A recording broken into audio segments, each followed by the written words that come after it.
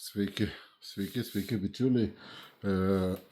Naktis, bet dar žmogus rašo, to nelabai turėsiu galimybės pasižiūrėti, tai šiandien reikia iš japoniškų filiavimo, žuvies filiavimo peilių. Tai va, parinkau labai skirtingus japonų filiavimo peilius. Tai gerai pristatau. Pirmas peilis, tai yra restauruotas japonas dideliai žuviai skirtas. Tai yra vienpusis galandinimas, o kad vienpusis galandinimas tai yra labai gerai. Nu, žinot, va čia kas žvejojat jūroje, lašišas, viską jūs turit mano peilius ir jie yra labai panašus į šitą arba į šitą stilių, vat jie labai panašus yra. Tai tiesiog vieni geriausių peilių, kas yra išrasta, aišku, rankena keista.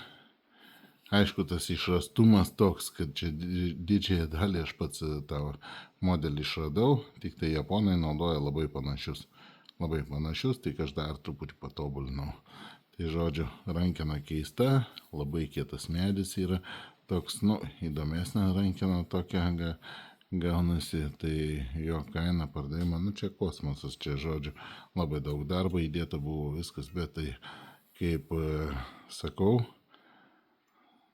pagalastas profesionaliai. Vienpusis galandinimas tai yra gana toks sudėtingas. Ne visai vienpusis, tai yra 80-20%, nes, sakykim, taip, užsidėjai ir tu gali pjauti, kad pagal stuburų nepjauna į stuburą. Tiesiog ašmuo aukščiau pakilęs yra. Tai žodžiu, šitą peilį, jeigu kas pirmas sugebės, norės ar kaip taip toliau, už 150 eurų. Tai čia jau, čia plienas superinis, viskas tvarkoja, peilis labai didelis, iš tikrųjų lašišas, viską jau čia be problemų leisti. 150 eurų jokinga kaina, tai žodžiu, rašot imu ir pirmam perleis šitą peiliuką. Iki.